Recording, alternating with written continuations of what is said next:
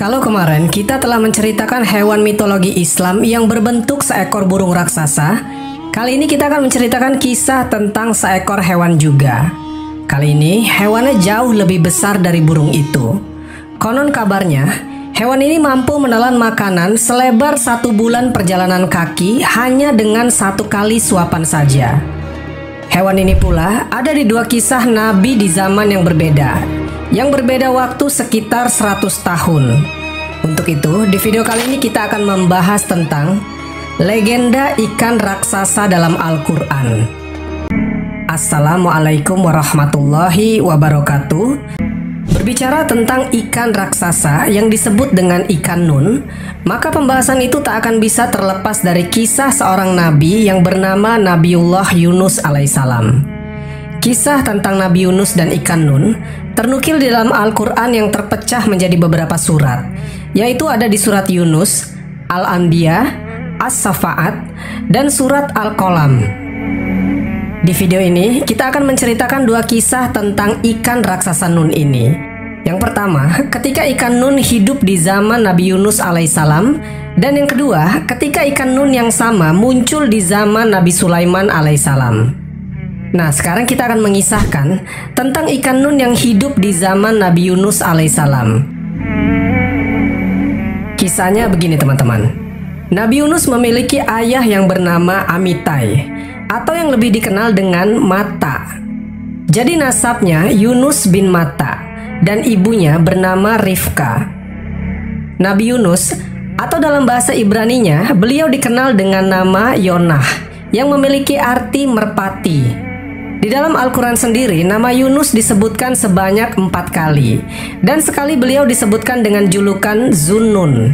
Itu dalam berbahasa Arab yang memiliki arti yang dari perut ikan. Terdapat beberapa perbedaan tentang pada abad berapa Nabi Yunus ini hidup. Ada yang bilang abad ke-7 sebelum Masehi, ada pula yang bilang ke-8 atau abad ke-9 sebelum Masehi. Tapi yang tercatat pada sejarah saat ini, Nabi Yunus adalah seorang nabi dari kerajaan Israel atau Samaria pada kisaran abad ke-8 sebelum Masehi, dan hidup pada masa kekuasaan Raja Samaria Yerobim bin Yoas. Beliau disebutkan berasal dari Palestina yang saat itu disebut dengan negeri Syam. Nabi Yunus ini diutus setelah masa Nabi Ilyas dan Ilyasa berakhir. Uniknya, lokasi dakwah beliau bukanlah di tanah kelahirannya, melainkan di tempat yang jauh dari Syam atau Palestina. Nabi Yunus diutus Allah Subhanahu wa Ta'ala kepada kaum yang bernama Ninawa. Ada juga yang menyebutkan dengan nama Niniwe. Kaum Ninawa ini terletak di daerah Mosul yang saat ini berada di negara Irak. Berarti jatuhnya waktu itu Nabi Yunus adalah seorang pendatang di negeri Ninawa tersebut.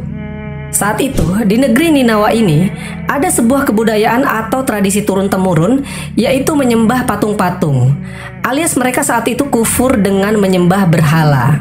Makanya diutuslah Nabi Yunus ini yang datang jauh-jauh dari Syam ke Irak untuk mendakwahi penduduk Ninawa supaya mereka bertauhid dan menyembah hanya kepada Allah Subhanahu wa Ta'ala saja. Berhari-hari, berbulan-bulan, dan bahkan bertahun-tahun didakwahi, penduduk Ninawa tak mau juga meninggalkan berhala-berhala mereka. Karena begini teman-teman, alasan kenapa penduduk Ninawa ini tak mau meninggalkan berhalanya adalah mereka sudah puluhan bahkan ratusan tahun menyembah berhala, tapi tak ada azab yang datang kepada mereka seperti kaum-kaum terdahulu. Ya, mereka ini telah mendengar kisah kaum-kaum terdahulu yang dibinasakan Allah Subhanahu wa Ta'ala karena menyembah berhala-berhala. Artinya mereka ini tahu bahwasannya yang mereka lakukan selama ini adalah salah, tapi ini malahan nunggu azab dulu baru mau tobat. Nah, jadi ketika itu seluruh orang dari kaum ini tak mau mendengar seruan dari Nabi Yunus alaihissalam. Terlebih lagi, Nabi Yunus adalah seorang pendatang, bukan orang yang berasal dari kampung situ. Mereka malahan menganggap Nabi Yunus sok tahu dan tak percaya sedikit pun risalah yang dibawakan beliau. Dikisahkan bahwasanya Nabi Yunus ini mendakwahi mereka selama 33 tahun lamanya. Dan selama itu pula, dari sekian banyak penduduk Ninawa, hanya 2 orang saja yang mempercayai Nabi Yunus alaihissalam. Setiap harinya Nabi Yunus hanya mendapatkan ejekan dan tertawaan dari orang-orang itu. Bahkan dari mereka ada yang berkata, "Sudahlah Yunus, urusi saja hidupmu sendiri. Jika engkau mau mendapatkan pengikut, berdakwahlah sana di kampung halamanmu." Nabi Yunus yang notabene adalah manusia biasa, mendengar hinaan dan penolakan itu, beliau kecewa dan menjadi marah. Dan pada suatu hari, Nabi Yunus pun memutuskan untuk pergi meninggalkan kaumnya. Saat itu, Yunus pergi dalam keadaan hati yang kecewa dan marah. Beliau berjalan menuju sebuah dermaga dan meminta izin untuk menumpang di sebuah kapal yang padahal kapal tersebut sudah kelebihan muatan. Namun, nahkoda kapal tersebut tetap mengizinkan Nabi Yunus untuk ikut di kapal itu. Dan ingatlah kisah Zunnun atau Yunus ketika dia pergi dalam keadaan marah. Lalu dia menyangka bahwa kami tidak akan menyulitkannya. Maka dia berdoa dalam keadaan yang sangat gelap.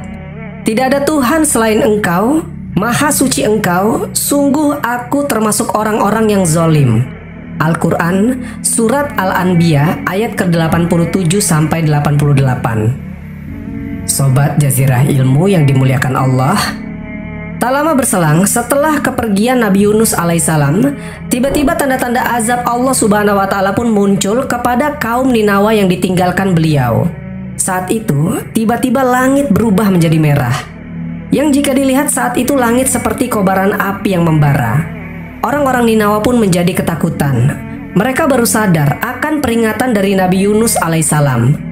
Tapi apa daya, saat itu Nabi Yunus telah meninggalkan mereka. Mereka pun bingung ketika itu harus minta tolong kepada siapa.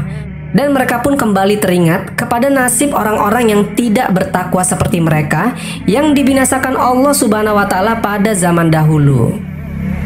Menurut tafsir dari Ibnu Katsir dijelaskan, warga Ninawa ketika itu menyadari kesalahannya karena telah menghina Yunus dan telah mendustakan risalah yang dibawanya. Di saat langit berubah merah, seluruh penduduk Ninawa pergi ke hamparan padang pasir dan mereka pun mulai berdoa dan meminta pengampunan kepada Allah subhanahu wa ta'ala. Mereka disebut berdoa selama 40 malam dan akhirnya Allah subhanahu wa ta'ala berkenan memberikan pengampunan dan membatalkan azabnya. Teman-temanku seiman, kita kembali ke cerita Nabi Yunus yang menaiki kapal. Nah, setelah kapal yang ditumpangi Nabi Yunus telah berada di tengah lautan, atas izin Allah subhanahu wa ta'ala, ketika itu terjadi badai yang cukup besar hingga kapal terhantam gulungan-gulungan ombak besar. Kapal pun ketika itu terombang-ambing dan mulai ada beberapa bagian kapal yang rusak karena terkena gelombang besar. Kapal yang ditumpangi Nabi Yunus ini perlahan-lahan mulai terlihat akan tenggelam. Lalu nahkoda dan orang-orang yang ada di kapal itu pun mulai berpikir bagaimana caranya supaya kapal mereka tidak tenggelam. Akhirnya mereka putuskan untuk membuang semua barang bawaan mereka di kapal itu demi mengurangi beban kapal supaya kapal itu bisa stabil lagi.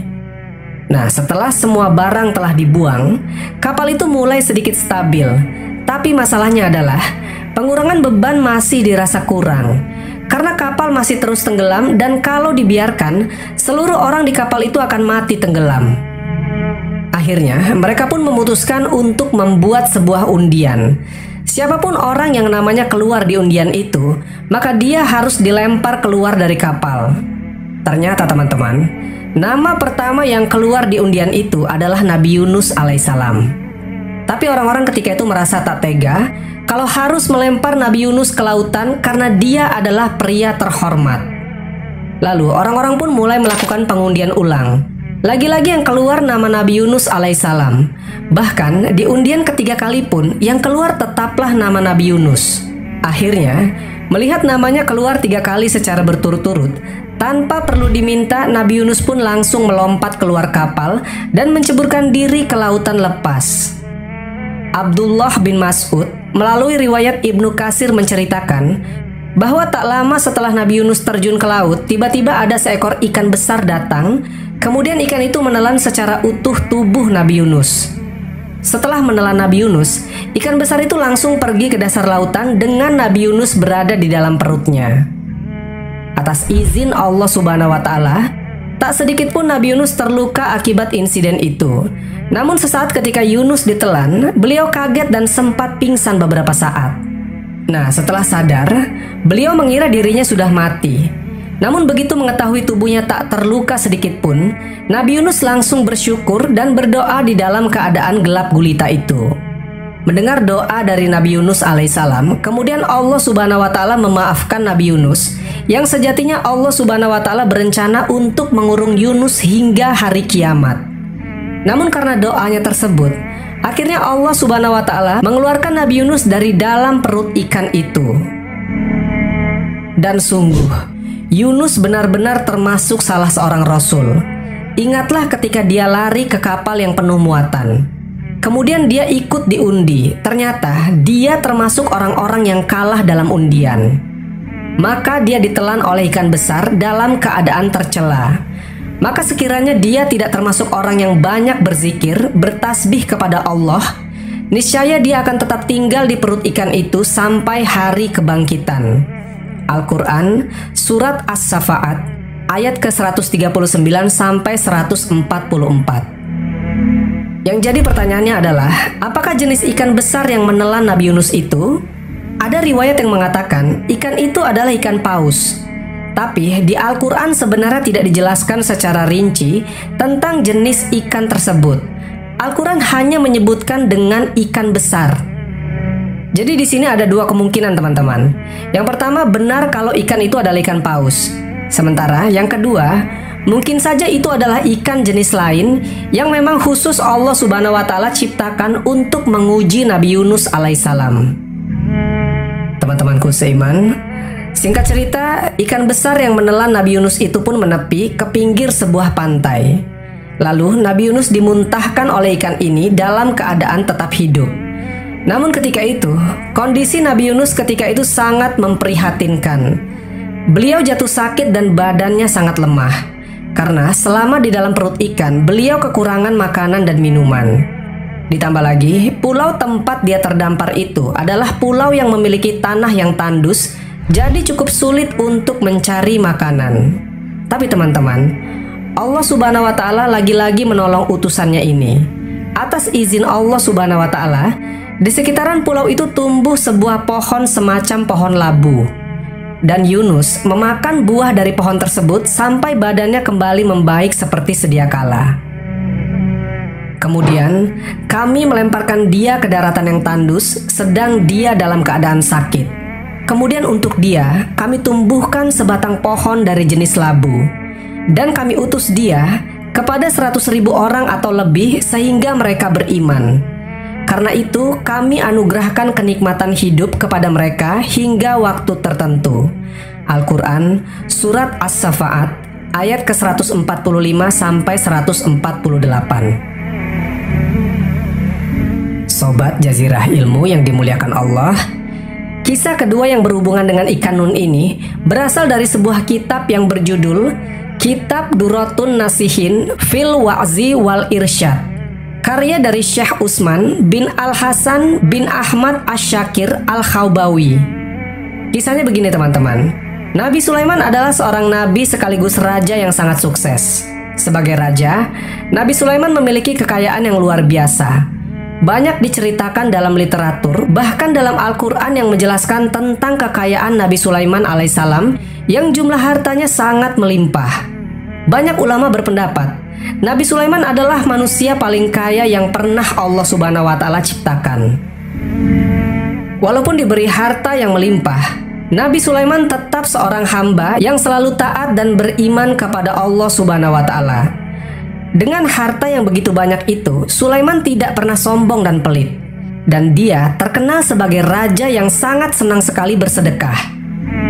Pada suatu hari, terpintas di benaknya, waktu itu Nabi Sulaiman ingin memberi makan semua makhluk hidup di muka bumi ini, termasuk hewan di darat, di laut, dan di udara. Kemudian, Nabi Sulaiman meminta izin kepada Allah Subhanahu wa Ta'ala. Ya Allah ya Rabb, perkenankan hamba menyediakan makanan untuk semua makhluk hidup setahun penuh. Allah Subhanahu wa Ta'ala berfirman, sungguh engkau tidak akan sanggup. Kemudian Nabi Sulaiman kembali berkata, Kalau begitu, izinkan hamba menyediakannya dalam sehari saja." Akhirnya, ketika Nabi Sulaiman telah mengantongi izin dari Allah Subhanahu wa Ta'ala, Nabi Sulaiman langsung memerintahkan pasukannya, baik dari kalangan jin dan manusia. Mereka ditugaskan untuk mendata semua makhluk yang ada di muka bumi. Setelah selesai mendata jumlah seluruh makhluk hidup yang akan diberi makan, maka mereka pun mulai memasak dan mengumpulkan berbagai macam makanan. Nah, makanan yang telah masak dan jadi itu, mereka letakkan di sebuah padang pasir yang sangat luas.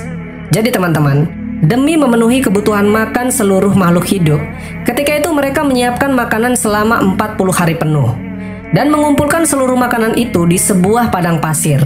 Hingga diceritakan, panjang dari makanan itu adalah 1 bulan perjalanan kaki, dan lebarnya juga sama, 1 bulan berjalan kaki. Itu sungguh hidangan makanan yang luar biasa banyak. Selama mereka menyiapkan makanan ini selama 40 hari, Nabi Sulaiman telah memerintahkan angin untuk tidak berhembus di padang pasir itu, karena ditakutkan makanan yang ada di situ jadi rusak dan hilang. Ketika hidangan makanan itu telah siap untuk disantap, lalu Allah Subhanahu wa Ta'ala bertanya kepada Nabi Sulaiman, "Makhluk manakah yang akan memulai memakan hidangan yang engkau sediakan ini?" Nabi Sulaiman menjawab, "Mereka yang mendarat di darat dan di laut." Kemudian dengan kekuasaannya, Allah Subhanahu wa Ta'ala memerintahkan seekor ikan besar dari kedalaman laut yang akan menyantap makanan itu. Ikan besar ini langsung keluar dari air dan memakan seluruh makanan yang ada di padang pasir itu hingga semuanya habis dengan hanya 1 kali suapan saja. Karena saking besarnya ukuran tubuh ikan raksasa ini. Alangkah terkejutnya Nabi Sulaiman ketika itu. Makanan yang telah disiapkan selama 40 hari bisa habis dengan 1 makhluk saja, yang lainnya belum kebagian. Bahkan, ikan raksasa ini setelah selesai menyantap hidangan, dia berkata kepada Nabi Sulaiman, "Wahai Sulaiman, kenyangkanlah perutku, sekarang aku masih merasa lapar." Pada saat itu, Nabi Sulaiman langsung bersujud sambil menangis kepada Allah Subhanahu wa Ta'ala. Beliau memohon ampunan karena merasa sombong dan merasa mampu memberi makan semua makhluk hidup. Padahal untuk memberi makan 1 ikan saja dia masih belum cukup mampu. Kisah Nabi Sulaiman ini memberikan kita pelajaran dan peringatan bahwa Allah Subhanahu wa Ta'ala itu benar-benar maha kaya dan tak ada yang bisa menandingi kekayaannya, apalagi itu cuma Nabi Sulaiman alaihissalam. Dan hanya Allah Subhanahu wa Ta'ala lah yang sanggup dan mampu memberi makan seluruh makhluk hidup di muka bumi ini dari awal zaman hingga akhir zaman. Wallahu a'lam bishawab. Jadi itulah kisah tentang legenda ikan raksasa dalam Al-Quran. Semoga kisah ini bermanfaat. Lebih dan kurangnya mohon dimaafkan. Yang benar datangnya dari Allah Subhanahu wa Ta'ala. Khilaf atau keliru itu datangnya dari saya pribadi sebagai manusia biasa. Sampai ketemu di kisah-kisah seru yang penuh makna selanjutnya. Saya akhiri. Wassalamualaikum warahmatullahi wabarakatuh.